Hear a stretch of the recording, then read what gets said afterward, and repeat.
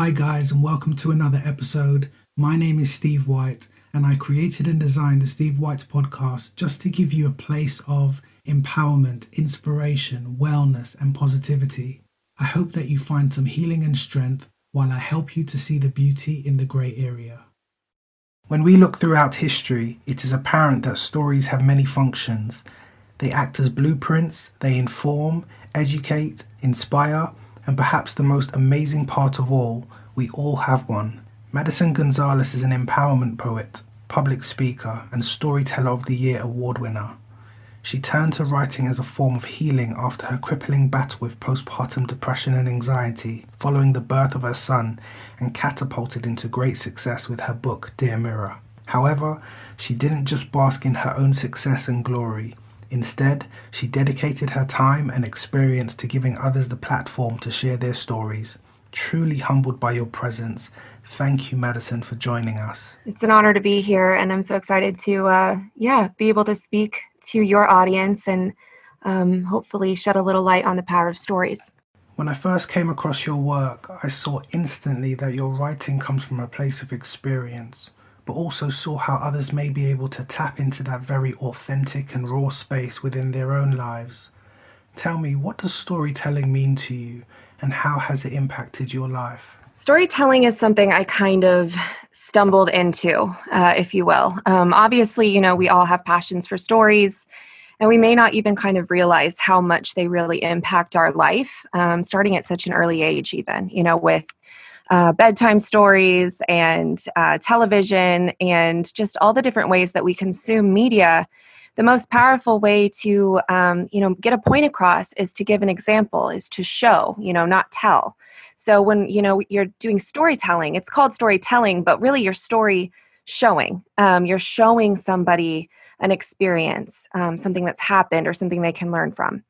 And so I really became passionate about storytelling when I realized what a tool it is to kind of be a guide, and to be a connector and to be a healer, for others. And also just kind of realizing, how powerful it is when you feel like your story is heard. And so, we might get into this a little bit more as we, get into our conversation, but I really noticed how important it is to feel like, your life matters, and, everything that's happening, um, is for a bigger purpose. I won't say everything happens for a reason, but I think there's something to be learned from everything. Mm. And so I started working for this nonprofit organization in my hometown, which is Indianapolis, Indiana. And we serve the terminally ill homeless. And so these are people, who have lost their homes. They've lost their health. They're terminally ill. It's a hospice home. Many of them don't have a support system or a family anymore, which is, what led them to us. But they all had stories. And that became so apparent to me so quickly was there is still something so valuable to be learned from each and every one of these people, each and every one of these lives. And these people shouldn't be forgotten, just because they don't have someone to pass, next of kin, per se, to pass their story on to. They shouldn't be forgotten. Nobody deserves that. And so I started kind of collecting their stories and sharing their stories. And I watched them just, how peace, would just spread across their faces. They're telling Mm. their story because they're feeling like, what, my life was worth something, and I have something to share and something to leave behind. And that was just everything for them in their final days. So, after doing that for them, I kind of thought to myself, well, maybe I have a story, actually. Maybe I actually have a story myself. And I started just kind of thinking back on my life and what it was that I wanted to stand for, and what I wanted my life to represent. So I started sharing some of my own personal stories, and got really just, incredible feedback. I mean, I didn't expect people to embrace my life story so well, or be so open to it. But, that's the power of it, is we're all craving that authenticity, and connection. And so, after After I started sharing my story, I was just like, you know what? Everybody's got to do this. It just feels so good and it just feels so powerful. And, if I can encourage other people to do that, that's what I want to do. So here we are. It's interesting because I was first drawn to your writing, but then when I started to really look into your work and I heard you speaking at the conference about Morning Light, it definitely resonated with me, as I have a strong passion for people who, struggle with adversity, and it really, was close to home for me. And the thing that stood out to me is what you said, and you've just, briefly said it there, that these people have lost their families, their homes, their health, but you can't lose your story. And I thought that was such a powerful message to share. A lot of people have gone through experiences and where they feel like their life is falling apart and they can never get things back, and they've lost, like you say, home, family, friends, and health, and they feel worthless. And ultimately, all of those experiences, it's like they're being collected into a bank of a story, and there's something powerful about that. And one can say that all we really have and leave on this earth is our story. Some people call it a legacy, others call it a memory.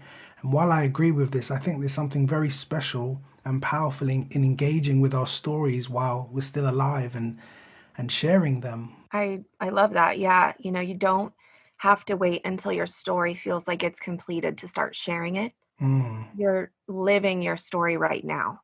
And I think, that's something that I try to encourage as well is you don't have to wait until your life feels perfect and like, hmm okay, great, we're at the happy ending part. So now I'm going to start sharing my story. Because I think that as you start to share your story, you can also start to write your story, and mm, continue to push through the story that you want your life to mean. And so, I always encourage people, you don't have to wait. Like you said, it's not like, okay, that was done. Now let's start telling grandma's story. mm, You can start sharing your story now. You can start, using your story to make an impact. And that might just add all these layers to your story. Like for me, for example, it's kind of changed the course of what I'm doing now. Learning about story and then sharing it. Not that everyone's going to have that same thing happen, but I think when we reflect back on our stories, we can really see these breadcrumbs that they've been leaving us, right? mm, Like we can start to see these kind of golden threads of values, of things that matter to us. Because I think something happens, when you start to play this narrator role and you kind of step back and you go, okay, let's see, what have I experienced? What have I been through? What have I overcome? What am I overcoming? What are my goals? You start to like get to be a witness in a way mm. to what's important to you, and what you're proud of, and maybe what you're not proud of. So, what do I want to change? And you get to really kind of blow that all wide open so you can take more of a creator role in your own life, and you can continue to start, okay, well, maybe this happened. I wasn't proud of this. Maybe this happened. I'm very proud of this. And what is it that I want to continue to stand for, continue to do? And I just think that's one of the most powerful things we can do, ultimately in our whole lives. I think that's so important, and you just touched on a really interesting point that I hadn't really thought of it like that. They say, when you do meditation, your role is to not judge the thoughts that come into your mind, condemn how you feel, or the passing thoughts that are coming and going kind of thing, but it's more to be an observer. And I feel that that's the case when you become a storyteller and you take ownership and authority of your story. You still go through the experience, but you now become separate to the experience, in the sense where what you're going through doesn't define you, but you can see it, experience it. And being an observer, sometimes it can kind of detach you from the emotion of it. You kind of go from being the lead actor to maybe the director from a perspective of optimism and saying, well, actually, now that I can see what's happening and how this is playing out, next time I could do this better, or I could approach this situation differently or even look at it differently. When you're in it, you cannot see the bigger picture because sometimes we're so consumed in the feelings of our story and not actually the bird's eye view of the story. That is exactly what I was going to say. Yeah, the bird's Mm, eye view. It's yeah. taking that, 1,000-foot view of your life, and you can kind of see it almost more clearly that way. Because exactly like you said, when you're in the middle of it, it's pretty hard to, kind of find the direction that you Mm, want to go. But if you can kind of look at it from, okay, let's look at the whole picture. Let's look at how this has led to that. Let's look at how A has led to B, has led to C, has led to D.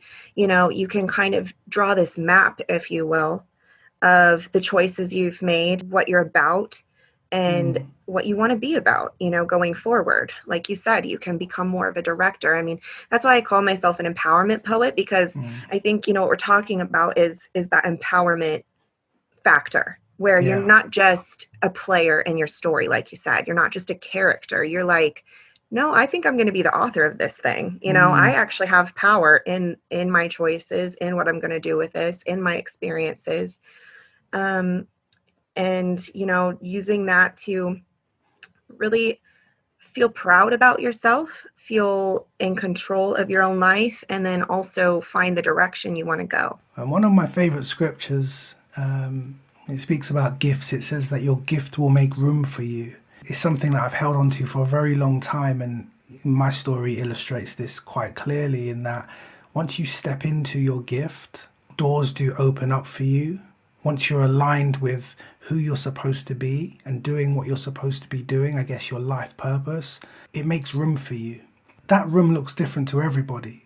For some, it may mean they end up being rich and famous. The right people see them and connect with them. For others, it may just be being fulfilled. But your gift does make room for you. On that note, there is definitely a turning point. And for you, it was, the experience you had with after giving birth to your son, that it, I guess, triggered you to move in a certain direction. And then after that movement, your gift then made room for you. But what I want to know is, what was that like, that period when you were feeling these feelings and the anxiety and the depression? What was that like for you? And what was the point that made you move? So I knew quite quickly, with the birth of my son, that it was going to be a very different experience than the birth of my daughter, which was 2 years prior. When I had my daughter, Julia, it was like everything I had thought motherhood would be. It was this new baby, and I felt like super mom, really. I mean, I did all the good mom things. I took her to the park and library dates and kept my temper and ate right, and it was just bliss. And so then when Bennett was born 2 years later, it almost hit me like a ton of bricks. Like, even just in the hospital, I just felt like, okay, this is a different journey. I felt like that dark cloud, physically kind of descend over me. Cause I say, and I know that you advocate for mental health quite a bit too. So, I always love these open conversations on this, because I do think it's, under discussed. It's a physical thing, Mm, depression and anxiety. It's a physical thing. It takes over mm, you. It's not just like a feeling, or like I'm mm, in a bad mood. It's like every fiber of my being feels off center. mm, And when it came to what I'm lucky with, something I'm blessed with actually is, my family is very open minded about that kind of thing. My dad actually runs a counseling center here in town and has done so for 30 years. And so, mental health, luckily for me, was not a taboo. It was something that I could kind of own pretty quickly and say, like, okay, I'm going to take action on this. Now, what I will say is I took action, and I went to the doctor, and I started trying to get treatment and feel better, but healing can take a really long time. It's mhm, like a broken bone, and it's not like, for some people it is like, I'm going to go to the doctor, I'm going to get, maybe put on medication, or I'm going to just find this, therapist, and they're going to fix it all. And for those people, that's amazing.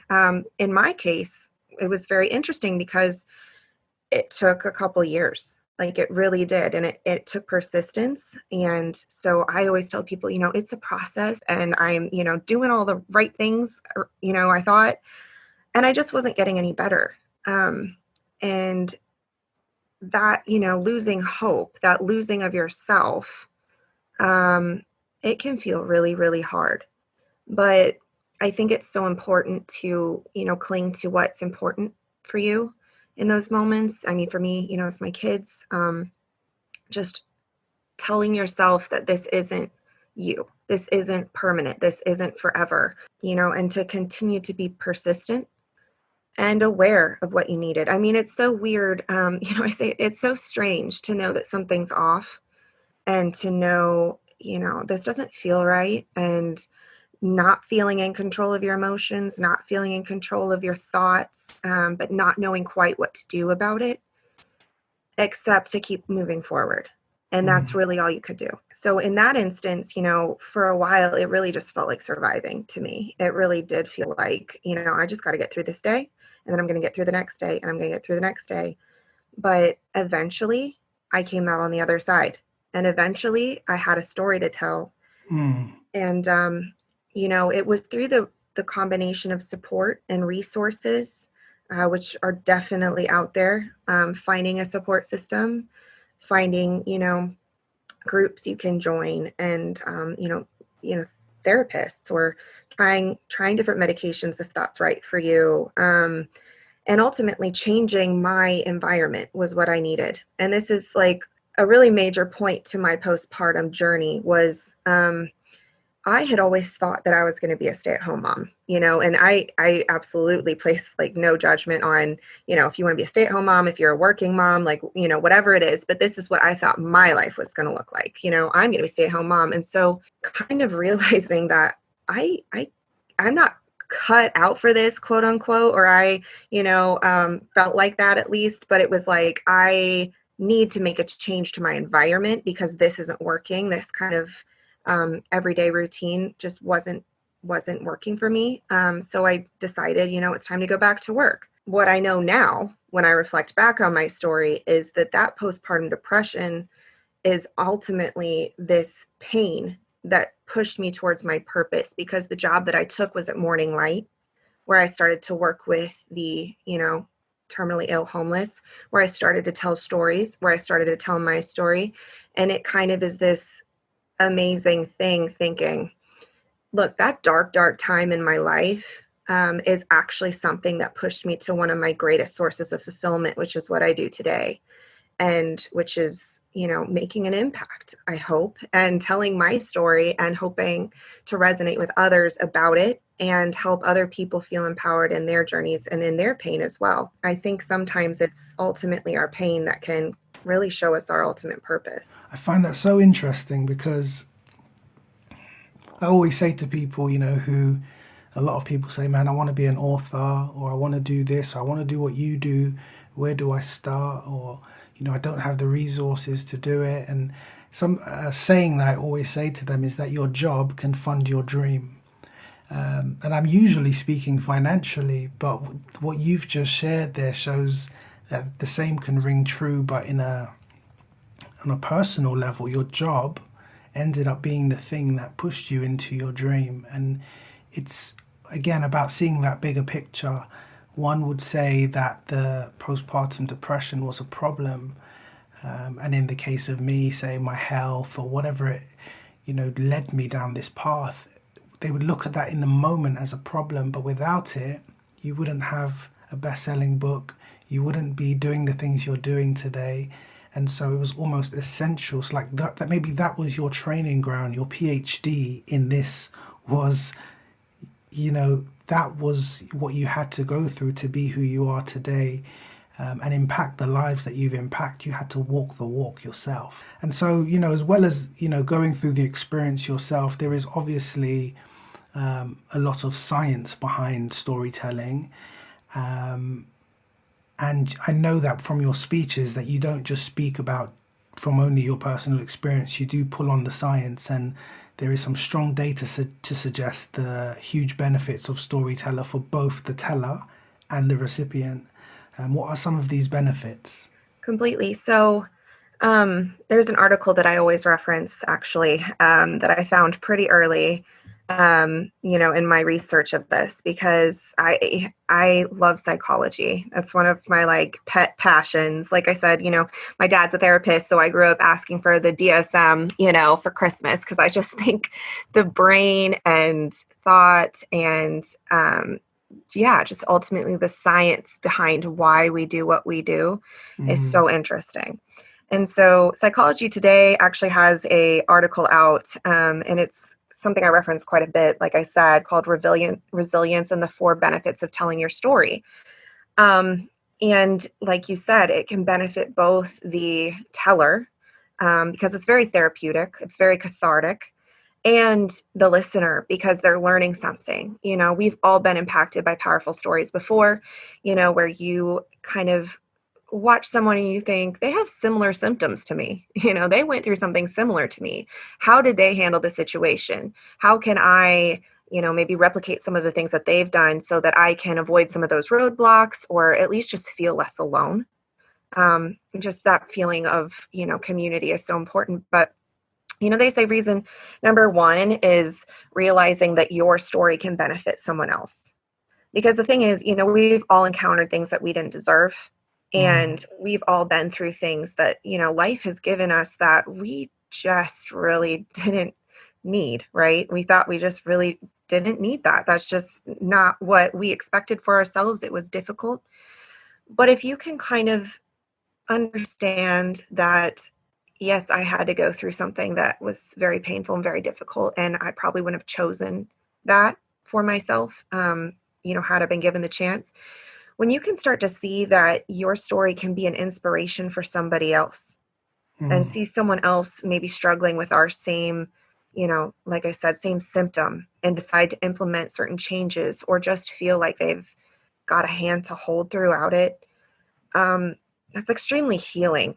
It doesn't take that pain away completely, of course, but it's extremely healing to feel like maybe, there was some kind of something to learn from this and a connection to be made and a life to be impacted.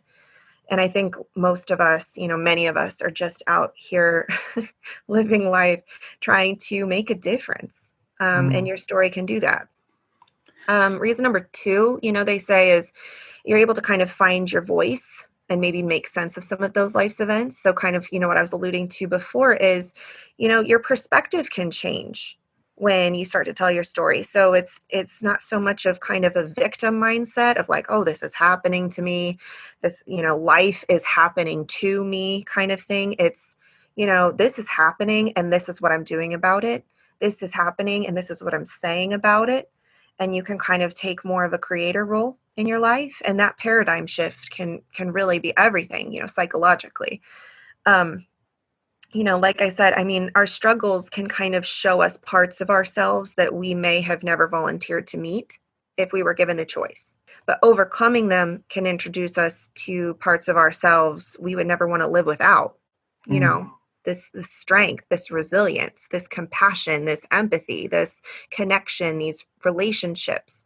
When you think about your life, how many of those things would you not have had you not gone through some of the struggles that you faced? And would you want to give those up ultimately? It's just really interesting questions to ask yourself.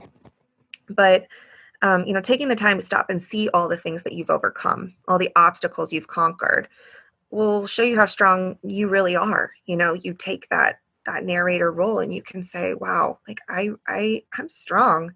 And you can apply that to your mindset in your career. You can apply that to your mindset in your relationships, and just your life as a whole. So our stories are not only teaching others and benefiting others, but they can teach us things that we didn't realize we needed to learn about ourselves as well when we start to review them. mm, The third reason that they quote is, or that they say, is, again, kind of reaffirming those values. So, what are the golden strands of, consistencies? When you start to narrate your story, what characteristics are more prevalent? Like, Is, respect super important for you? Is, like you said, tailoring to people who might have to face adversity, is that super important to you? Is protecting children important to you? Is, what are these things that you are constantly revisiting in your story? Like, wow, I do a lot of that, or that was really important to me a lot. What does that tell me about myself? You can kind of reaffirm those beliefs that way. And then finally, they say reason number 4 is finding peace and hope. And I think, when we talk about healing, finding peace and gaining hope are the 2 pillars. It's making peace of things that might have happened, and then finding hope that maybe, despite these things, you can still live a life that you love and that you're proud of. And I quote a lot. I don't know if you've ever heard Lisa Nichols speak, but she's one of my favorite speakers here. Mm.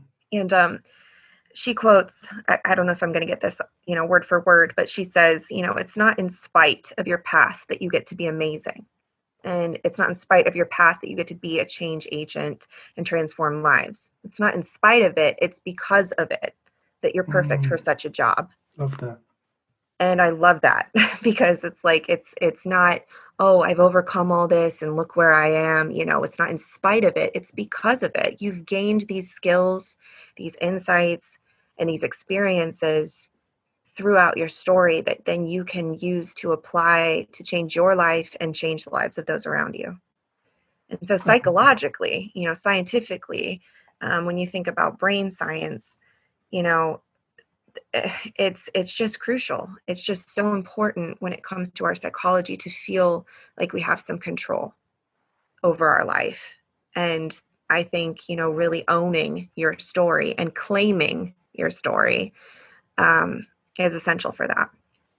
There's also a ton of fun science, if you want to discuss some of the fun science in terms of chemicals produced in the brain when somebody's hearing a story, which can be really applied to, I do a lot of speaking and teaching actually for other nonprofits because, storytelling, when we can share the stories of the missions in an effective way, we can tug at the heartstrings better as well.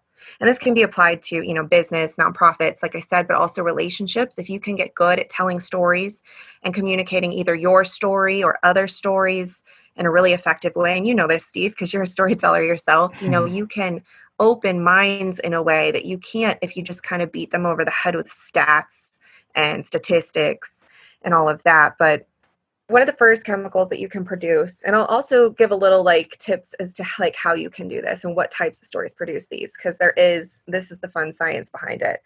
So dopamine is one of the chemicals you're trying to trigger in an audience. And, they say dopamine is everybody's favorite party guest because when our brain's learning systems are activated through dopamine, we experience, excitement and pleasure and joy. And, you're probably familiar with the term dope. It comes from the nickname dopamine because it causes your audience to really feel something. And when dopamine's activated, it helps them with their focus. It helps them with their memory. It helps them with their motivation. And so you're really capturing your audience in kind of a full way. And so if you want to do this, we just kind of did it actually. We did it with a hook or a little hook or, piquing of the interest. So do you want to hear about this? Are you excited to hear about this? And then everyone kind of sits up and is like, yes, please tell us more. And so you can do it with kind of a suspenseful statement, a cliffhanger, or a little kind of plot twist at the end, which is some of my favorite. I always love the little plot twist. I try to do that with my poetry a lot. Cortisol is another one, which is a chemical that is actually a stress hormone. So you want to be kind of a little bit careful with this one. You don't want to just flood your eyes, or they'll be crossing their eyes, arms and rolling, sitting back and tapping out because they're feeling stressed, and no one, enjoys feeling stressed for too long. But it is effective because it can be, a warning. Kind of one of those take note.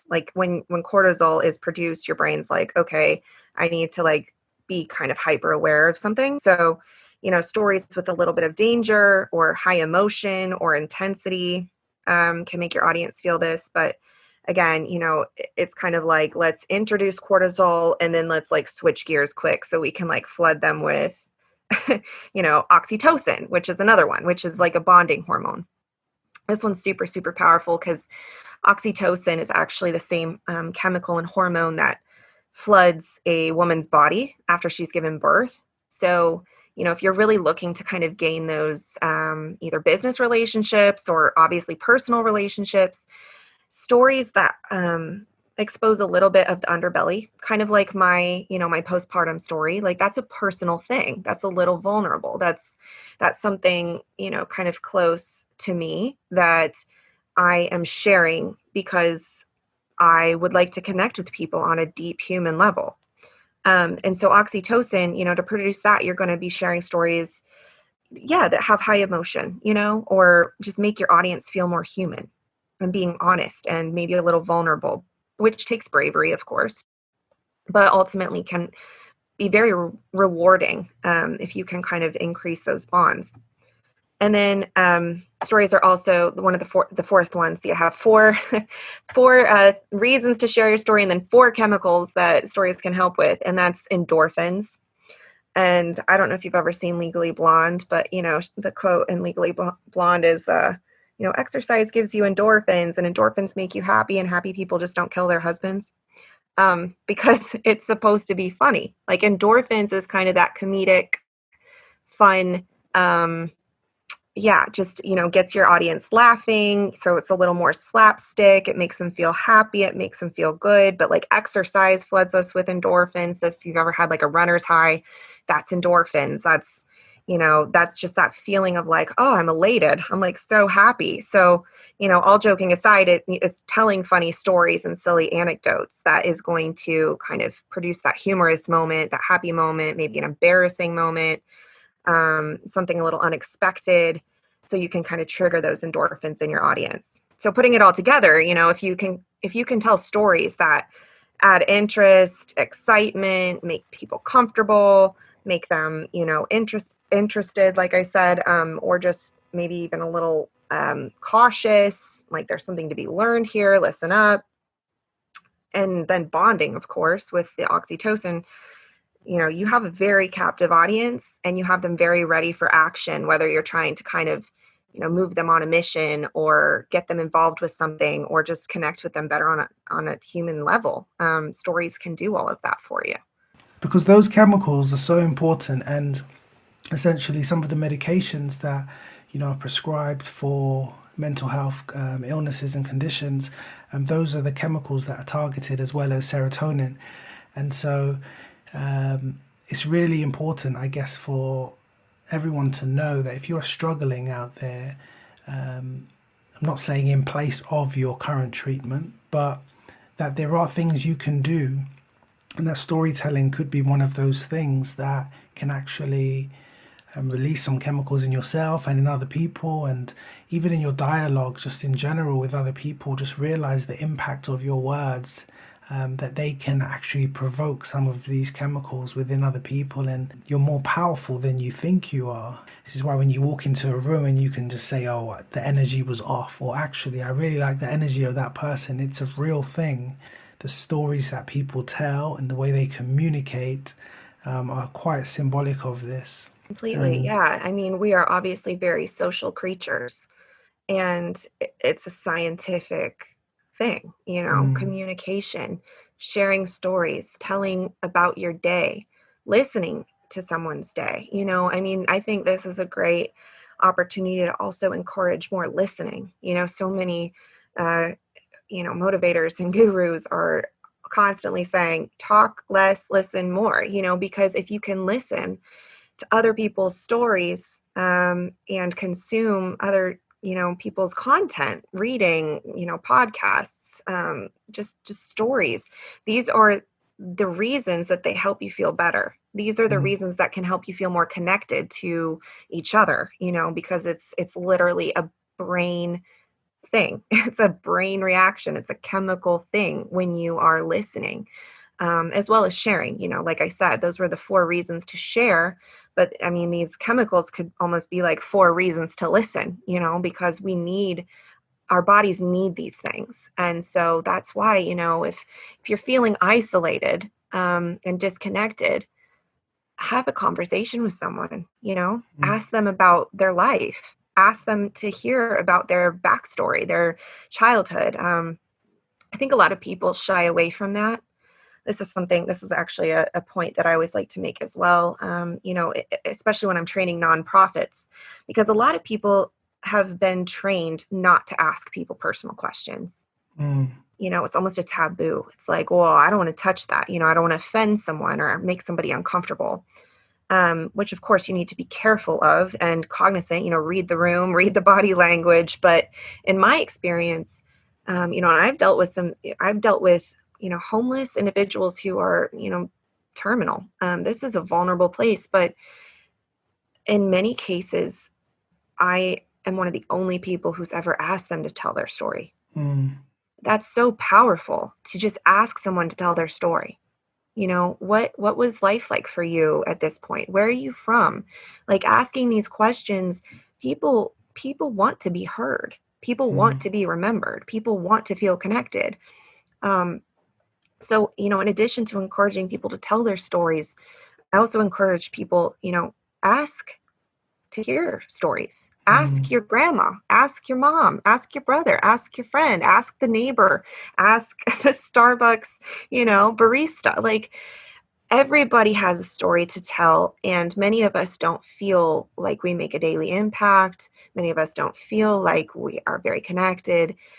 And you could do someone an entire favor by just asking them to share some of their story. Absolutely. And I think that's such an important point, which is going to lead on to my next point, in that not everyone is called or is destined to become an author or a poet or a motivational speaker or anything like that. But storytelling doesn't have to be done in a public setting. This is something, and you just touched on this, you can have with just your family and friends, and finding about your family history and your ancestry. And, these things are just as impactful as you being a bestseller, because essentially you're getting a wealth of knowledge that you didn't have, and you can essentially extend your family's lineage of history just by having the knowledge, having the stories to pass on to your children. They pass on to their children, and you get a fuller picture of where you've come from, and the sense of belonging and knowing that actually I'm here because of this, and this happened before me. I think that's a gap in a lot of people's lives today, is they don't have a purpose, or they don't feel they know their purpose because they don't have a sense of belonging.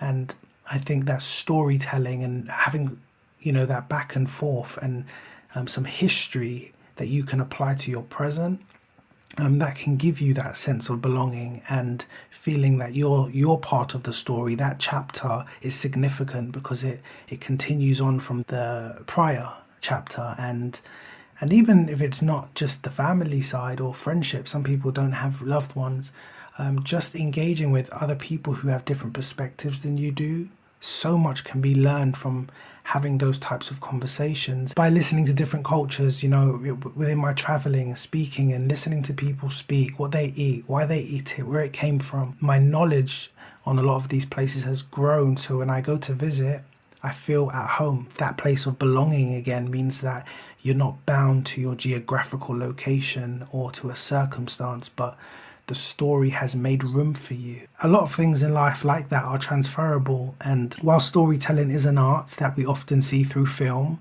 literature and photography, I'm aware that not everyone would define themselves as a creative, but the way we live our lives could be a form of storytelling. The lives we encounter, the level of empathy, love, patience and generosity that we show. As authors, people can fall into the trap to think that this is our only means of communication, but we're regular people, and between writing books, we still live our stories beyond the pen. And I want to know from you, away from the writing and the poetry, do you feel you communicate your story in other ways? I love that. That's a great question. And that's so Spot on. I love what you just said. Storytelling is a way to make something abstract, like a Mm, culture, personal, mm, and bring it from this kind of general idea to here's a face and a name and a human being that you can put this to. And so, in terms of storytelling, aside from poetry and writing and speaking, I do think, you just touched on it. It's those day to day conversations, trying to connect with other people just on a human, everyday level. You mm, don't have to be on a page or a stage, constantly. That's not for everybody either. It doesn't have to be for everybody. Some people don't want to be the center of attention, and that's okay. But yeah, just finding people and finding a community that you do feel comfortable communicating with in an open and honest way, that's part of your story. Also, just communicating your story to yourself. I mean, I definitely encourage people to share their stories because I absolutely believe that you can make an impact. Everyone that you encounter has at least one thing that you can learn from them, like hands down. If you're open to it and you're willing to kind of find a nugget of wisdom within each person. I definitely believe that. But also just journaling. I do a lot of journaling. I have so much stuff that I've written that mm, I will never probably even share mm. because you don't have to. Part of it is just processing your life for yourself and processing your experiences for your own benefit. And so, yeah, I have journals and journals and journals that, it might be horrible writing. It might be terrible, but it's not about that. It's just about, dissecting your experiences so that you can feel like you have a good perspective on yourself. And so I definitely encourage people to do that too. If that's not, if their calling isn't, writing books and speaking on a stage, just write to yourself, and art is also a form of storytelling, if you're an artist. But like you said, if you're not a creative person, I just think it's still really important to know yourself well enough to know what it takes to connect to your story.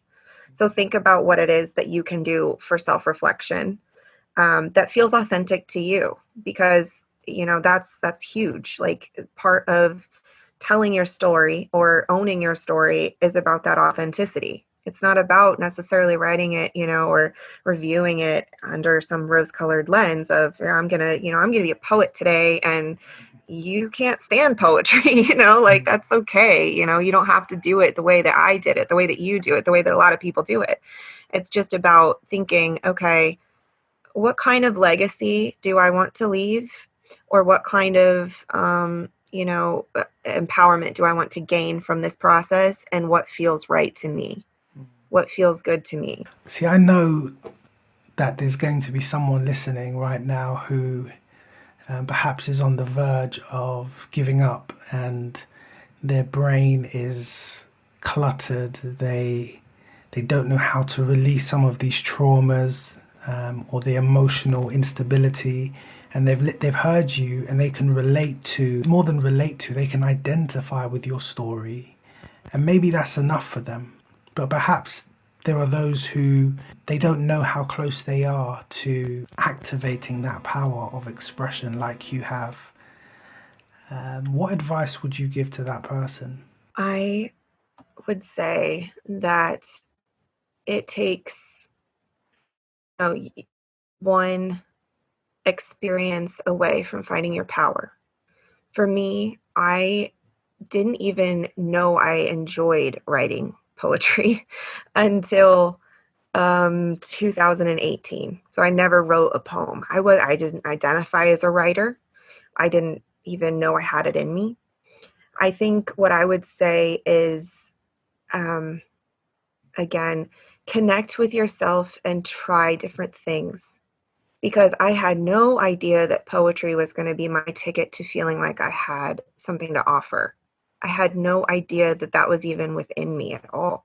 And I as I was going through postpartum, I do want to emphasize too that while I started journaling and trying to process some of this stuff in the middle of it, I'm going to quote my dad actually. I was having a conversation with him the other day, and he said, no one's writing a poem in the middle of a hurricane, right? Mm, So if you're in the middle of it, don't feel like, oh, okay, here's one more thing I have to add to my plate. I have to start, producing this creativity and I have to start producing this content. Sometimes it's just about embracing the fact that you are in the middle of something. But when you are out of it, and you will get out of it, you are going to have something to offer. And it's not permanent.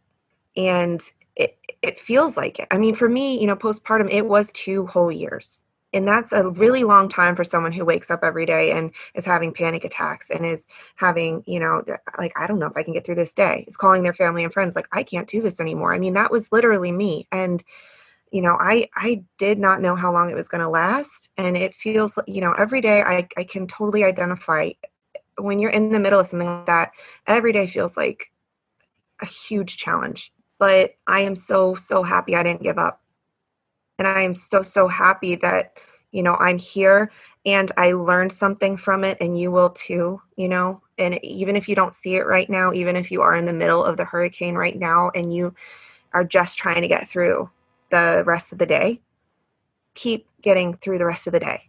Wake up and do it again until you feel better, because you have so much power in being that survivor and thriver when you're out of it and you don't even know who needs you. You have no idea who's needing your story on the other side of this and all that life has to offer you on the other side of this. And I know that feels maybe far away, but it could also be tomorrow that you find that ticket, that healing, that sense of I can do this. And also definitely reach out to other people if you're feeling like you're struggling in that way. Good for you for listening to this podcast. First of all, that shows me that, you're still fighting. The fact that you're tuning in, and don't be afraid to ask for help either, because I couldn't have done that alone for sure. Definitely couldn't have done it alone.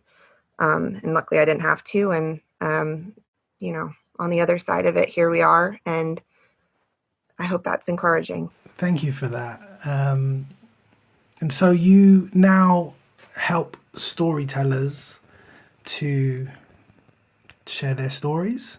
Do you do that in a specific way? If someone was to contact you and they've got a story to tell, is there a space for them to do that? I work with individuals who want to start sharing their stories. I have clients who call me and we work together to try to figure out what the best way for them to do that is. Like I said, everybody's got a different voice, a different way that they want to share their story. And it needs to feel authentic. And so, I always say, like, I am not going to be telling your story, but I will help you tell your story, because it needs to be told from you, because that's where the power lies.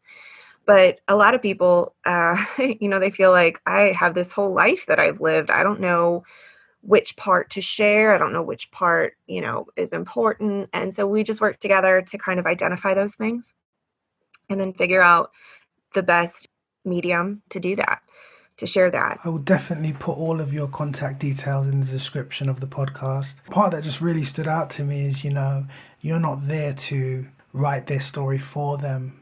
The power of storytelling is the individual's voice and perspective. And so the power of storytelling is you. That's really the message today, is that the power that lays beautifully in the art itself. Thank you so much for your time and for sharing all of this wealth of knowledge, experience, and power. I'm sure many people will be inspired by what you have shared today. And I really appreciate you joining us. Thank you so much for having me, Steve. This was great. I do hope that you enjoyed this episode and take something away from it that can impact your life in a positive way. Please read the show description for more information on my guest and links to where you can see more of my works, and subscribe if you want to hear more. No matter where you are in the world right now, or what you have been through, or what you are currently going through, I want you to know that this is not how your story ends. Thank you for listening, and until next time, stay blessed, and I wish you better days.